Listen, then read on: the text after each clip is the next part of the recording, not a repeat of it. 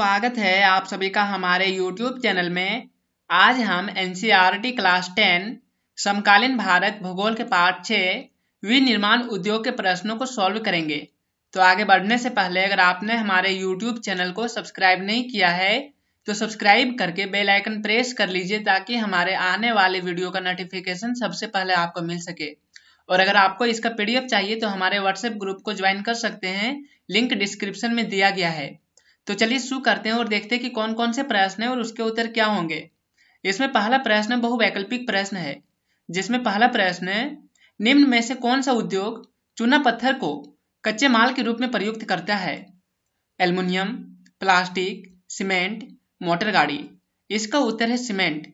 यहाँ पर दिए गए उद्योगों में से सीमेंट उद्योग चूना पत्थर को कच्चे माल के रूप में प्रयुक्त करता है। अगला प्रश्न है, निम्न में से कौन सी एजेंसी सार्वजनिक क्षेत्र में स्टील को बाजार में उपलब्ध करवाती है?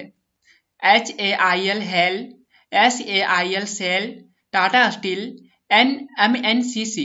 इसका उत्तर है सेल, SAIL। यहाँ पर दिए गए एजेंसियों में से सेल, SAIL यह एजेंसी सार्वजनिक क्षेत्र में स्टील को बाजार में उपलब्ध कराती है। अगला प्रश्न है, निम्न में से कौन सा उद्योग बॉक्साइट को कच्चे माल के रूप में प्रयोग करता है? एल्युमिनियम प्रगलन, सीमेंट, कागज, स्टील। इसका उत्तर है एल्युमिनियम प्रगलन। यहाँ पर दिए गए उद्योगों में से एल्युमिनियम प्रगलन उद्योग बॉक्साइट को कच्चे माल के रूप में प्रयुक्त करता है, क्योंकि बॉक्साइट एल्युमिनियम का एक अयस्क है और एल्युमिनियम को बॉक्साइट से ही प्राप्त किया जा सकता है। अगला प्रश्न है, निम्न में से कौन सा उद्योग दूरभाष, कंप्यूटर आदि संयंत्र निर्मित करते हैं? स्टील, एल्युमिनियम प्रगलन, इलेक्ट्रॉनिक्स, सूचना प्रौद्योगिकी। इसका उत्तर है इलेक्ट्रॉनिक्स। यहाँ पर दिए गए उद्योगों में से इलेक्ट्रॉनिक्स उद्योग दूरभाष, कंप्यूटर आदि संयंत्र निर्मित करते हैं। इसमें बहुत सारे लोगों को सूचना प्रौद्योगिकी के साथ में कंफ्यूजन रहता है कि सूचना प्रौद्योगिकी दूरभाष, कंप्यूटर आदि निर्मित करते हैं, लेकिन ऐसा नहीं है। दूरभाष, कंप्यूटर आदि इलेक्ट्रॉनिक चीजों को इलेक्ट्रॉनिक उद्योग निर्मित करते हैं। अगला प्रश्न है, निम्नलिखित प्रश्न के उत्तर लगभग 30 शब्दों में दीजिए। जिसमें पहला प्रश्न है, विनिर्माण क्या है? इसका उत्तर है, कच्चे माल को मूल्यवान उत्पाद में परिवर्तित कर अधिक मात्रा में वस्तुओं के उत्पादन को विनिर्माण या वस्तु निर्माण कहा जाता है। जैसे लकड़ी से कागज का उत्पादन, गन्ना से चीनी का उत्पादन, लौह अयस्क से लौह इस्पात का उत्पादन, बॉक्साइट से एल्युमिनियम का उत्पादन इत्यादि। अगला प्रश्न है, उद्योगों की अवस्थिति को प्रभावित करने वाले 3 भौतिक कारक बताएं। इसका उत्तर है, उद्योगों की अवस्थिति को प्रभावित करने वाले 3 भौतिक कारक निम्नलिखित हैं। पहला, कच्चे माल की उपलब्धता। किसी भी उद्योग को विकसित करने के लिए कच्चे माल का होना आवश्यक है। दूसरा, जल की आपूर्ति। उद्योगों में मशीनों को ठंडा करने के लिए जल की आपूर्ति आवश्यक है। और तीसरा है ऊर्जा के स्रोत। उद्योगों में मशीनों को चलाने के लिए ऊर्जा के स्रोत आवश्यक है। अगला प्रश्न है, औद्योगिक अवस्थिति को प्रभावित करने वाले 3 मानवीय कारक बताएं। इसका उत्तर है, औद्योगिक अवस्थिति को प्रभावित करने वाले 3 मानवीय कारक निम्नलिखित हैं। पहला, पूंजी। उद्योगों की स्थापना के लिए पूंजी आवश्यक है। दूसरा, सस्ते श्रमिक। उद्योगों में काम करने के लिए सस्ते और कुशल श्रमिक आवश्यक है ताकि वस्तुओं का निर्माण लागत कम आए। तीसरा, परिवहन के साधन। उद्योगों के लिए कच्चे माल और निर्मित वस्तुओं को एक जगह से दूसरे जगह पर ले जाने के लिए परिवहन के साधन आवश्यक हैं। और चौथा है बाजार। उद्योगों में निर्मित वस्तुओं को बेचने के लिए बाजार आवश्यक है। अगला प्रश्न है, आधारभूत उद्योग क्या है? उदाहरण देकर बताएं। इसका उत्तर है, वैसे उद्योग जिसके द्वारा उत्पादित वस्तुओं को अन्य उद्योग कच्चे माल के रूप में प्रयोग करता है, उस उद्योग को आधारभूत उद्योग कहते हैं। जैसे लौह इस्पात उद्योग। इस उद्योग से उत्पादित लोहे और इस्पात को अन्य उद्योग जैसे रेल इंजन उद्योग, रक्षा सामग्री उद्योग, औजार उद्योग, मशीन उद्योग, मोटर कार उद्योग कच्चे माल के रूप में प्रयोग करते हैं। अगला प्रश्न है, निम्नलिखित प्रश्न के उत्तर लगभग 120 शब्दों में दीजिए।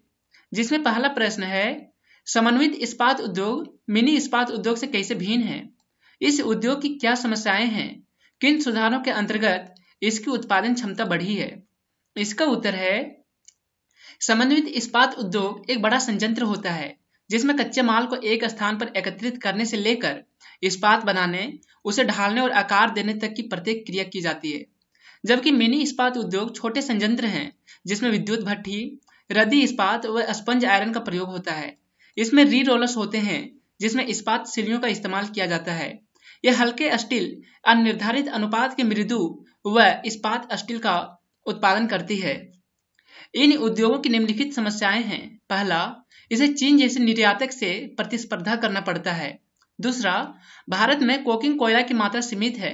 तीसरा, अनियमित विद्युत आपूर्ति के कारण इसे परेशानियों का सामना करना पड़ता है। और चौथा, इसके सामने कम श्रमिक भी एक बहुत बड़ी समस्या है। निम्नलिखित सुधारों से इसकी उत्पादन क्षमता बढ़ी है।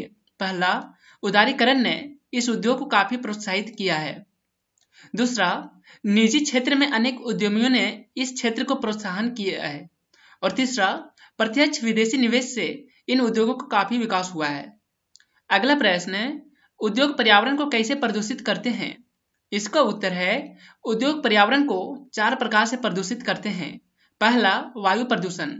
उद्योगों से अधिक मात्रा में सल्फर डाइऑक्साइड तथा कार्बन मोनोऑक्साइड जैसे हानिकारक गैसें निकलती है, जिससे वायु में हानिकारक गैसों का अनुपात बढ़ जाता है तथा वायु प्रदूषण होता है। दूसरा, जल प्रदूषण। उद्योगों द्वारा उत्पन्न कार्बनिक तथा अकार्बनिक अपशिष्ट पदार्थों को नदियों में बहा दिया जाता है, जिससे जल प्रदूषण होता है। तीसरा, मृदा प्रदूषण। उद्योगों द्वारा उत्पन्न कचरों को भूमि पर फेंक देने से वहां की मिट्टी अनुपजाऊ हो जाती है तथा प्रदूषण होता है। और चौथा है ध्वनि प्रदूषण। औद्योगिक तथा निर्माण कार्य, कारखानों के उपकरण, लकड़ी चीरने की मशीन, जनरेटर आदि मशीनों से बहुत अधिक ध्वनि उत्पन्न होता है, जिससे ध्वनि प्रदूषण उत्पन्न होता है।